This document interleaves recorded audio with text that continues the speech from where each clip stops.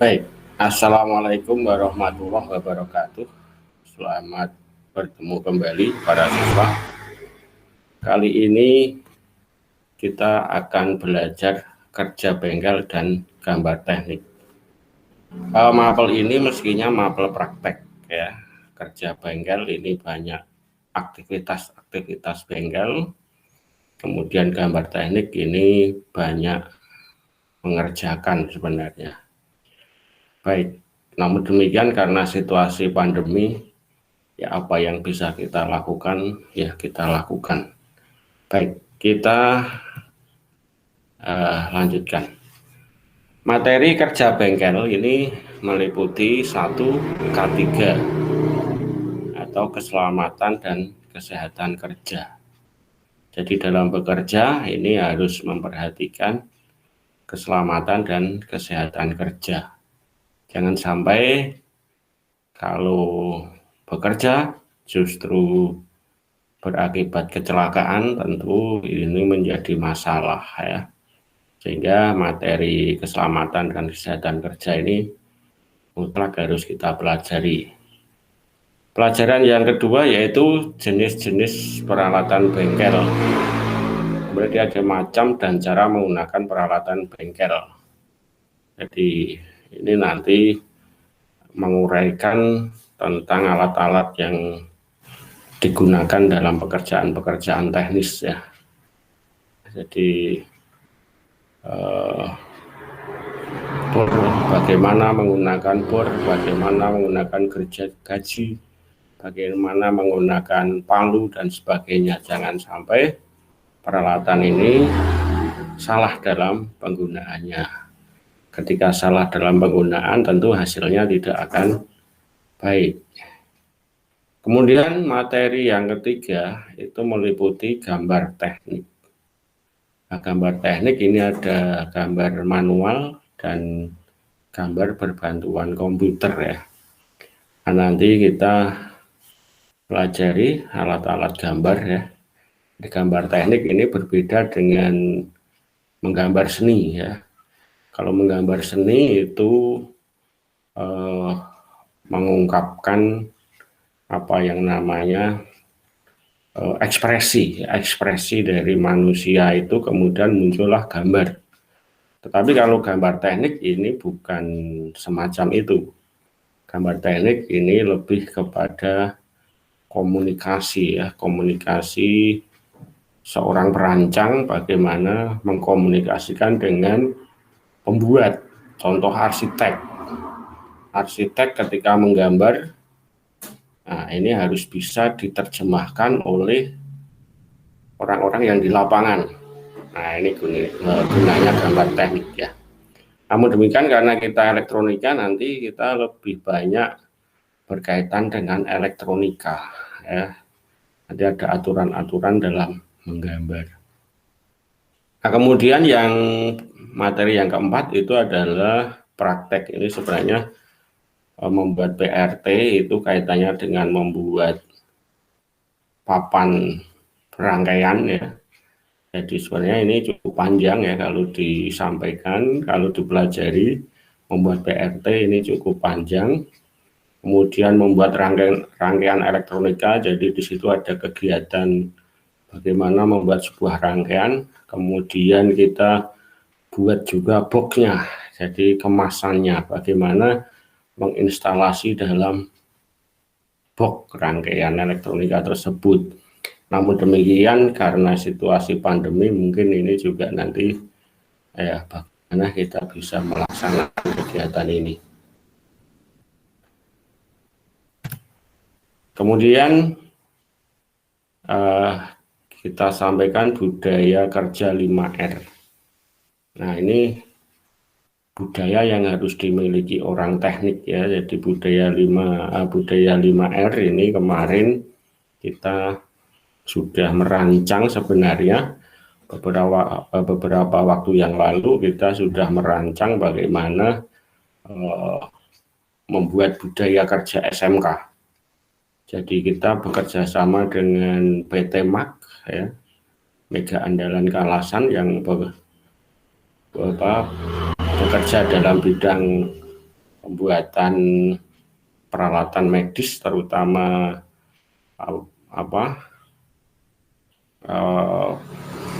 ya alat-alat rumah sakit ya, alat-alat rumah sakit itu kita merancang budaya kerja 5R. Nah, ini sebenarnya standar nasional nih. Jadi semua perusahaan menerapkan budaya 5R ini. Apa itu budaya kerja 5R? Yang pertama adalah ringkas. Ringkas merupakan kegiatan menyingkirkan barang-barang yang tidak diperlukan, sehingga segala barang yang ada di lokasi kerja hanya barang yang benar-benar dibutuhkan dalam aktivitas kerja.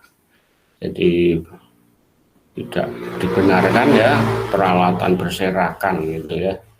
Jadi kita sebagai orang teknik harus paham tentang budaya 5R ini. Jadi ini menjadi sebuah karakter. Jadi kita ingin menanamkan budaya kerja 5R. Nah ini harus punya karakter ya, sebagai anak SMK sejak sekolah harus sudah dibiasakan menggunakan budaya 5R ini. Jadi tidak boleh alat-alat berserakan. Tentu alat-alat yang berserakan itu akan mengakibatkan timbulnya kecelakaan kerja. Nah, kecelakaan kerja itu tentu efisiensi dari sebuah perusahaan kalau sudah bekerja di dalam perusahaan menjadi kurang baik ya, timbulnya kebakaran, percikan api dan sebagainya. Ini justru menimbulkan kerugian yang besar. Yang lebih berat lagi justru mencelakai pekerja ya. Ini yang harus dihindari. Jadi budaya ringkas ya, ringkas ini perlu diingat-ingat bahwa barang-barang yang atau alat-alat yang ada di meja kerja hanyalah alat-alat yang benar-benar dibutuhkan ya. Kemudian rapi. Rapi berarti menyimpan barang yang tepat atau dalam tata letak yang benar sehingga dapat digunakan dalam keadaan yang mendadak. Ini merupakan cara untuk menghilangkan proses pencarian. Maksudnya ketika sudah selesai bekerja ataupun dalam saat bekerja, ini alat-alat ditata dengan baik ya. Jadi misalkan ini adalah bengkel, nah itu alat-alat perbengkelan ini, kunci-kunci misalkan ya, ditata dengan rapi sehingga ketika mencari ini tidak tidak kesulitan ya. Jadi kalau bisa begitu melihat itu sudah tahu, oh itu kunci yang akan kita gunakan. Itu ya, jadi semua peralatan ditata dengan rapi. Kemudian setelah selesai itu juga dikembalikan dengan rapi. Ini budaya rapi. Kemudian resik ya. Resik merupakan kegiatan membersihkan peralatan di daerah kerja sehingga segala peralatan kerja tetap terjaga dan terkondisi dengan baik. Secara konkret, langkah ini berupa membuang sampah, kotoran, benda-benda asing serta membersihkan segala sesuatu. Meskipun langkah ini sederhana namun menjadi sangat penting, terutama ketika kotoran di lingkungan kerja justru pada akhirnya menjadi sumber kesalahan kerja. Nah, resik ya, resik ini jadi kita harus membudayakan bersih ya. Saat mau bekerja itu meja kerja harus bersih terlebih dahulu. Kemudian setelah kerja meja kerja juga bersih kembali. Nah, ini kaitannya dengan sekolah. Nanti kalau Anda sudah masuk sekolah, Anda juga harus memelihara budaya resik. Jadi tidak boleh Anda membuang sampah, kemudian meletakkan peralatan, meminjam peralatan, menggunakan peralatan. Ini harus memperhatikan budaya ini. Jadi sekali lagi bahwa ini akan menjadi budaya sekolah kita. 5R ini. Kita lanjutkan. Rawat berarti pemantapan terus-menerus dan secara berulang-ulang memelihara 3 prinsip sebelumnya, yaitu ringkas, rapi, dan resik. Jadi artinya 3 budaya di atas itu harus terpelihara dengan baik, harus dirawat dengan baik. Ini budaya ini harus tertanam betul ya. Kemudian rajin berarti pelatihan dan kemampuan untuk pembiasaan melakukan apa yang ingin dilakukan meskipun itu sulit dilakukan. Dalam hal ini perlu ditanamkan semangat untuk melakukan sesuatu dengan cara yang benar. Penekanannya adalah dengan menciptakan kebiasaan dan perilaku yang baik, yaitu dengan mengajarkan pada setiap orang sebagai anggota organisasi untuk melaksanakan dan mematuhi peraturan. Ya, langkah kelima ini merupakan langkah pendukung langkah pemantapan. Aturan-aturan perlu dibuat dalam upaya pemeliharaan.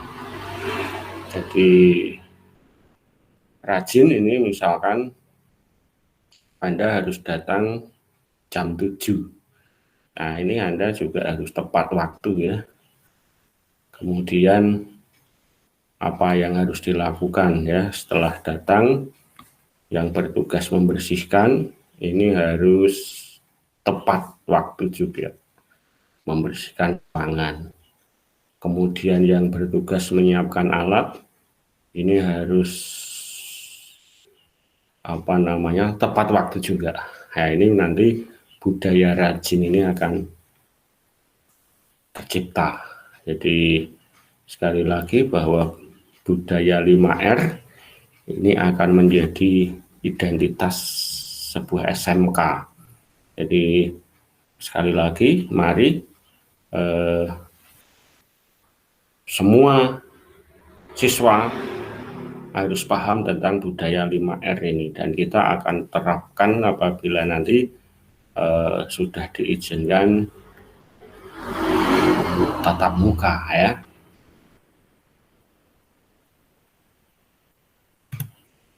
Terima kasih. Jadi materi lengkap silahkan download PDF. Jadi kita sudah sampaikan di PDF, dan perlu para siswa ketahui bahwa untuk sekolah kita terutama jurusan ELIN untuk tahun ini mendapatkan bantuan 2 miliar untuk pembangunan gedung dan untuk peralatan, sehingga insya Allah pada tahun atau beberapa waktu yang akan datang peralatan dan gedung kita akan lebih baik, jauh lebih baik ya, sehingga apa yang kita harapkan menjadi sekolah yang baik bisa dicapai.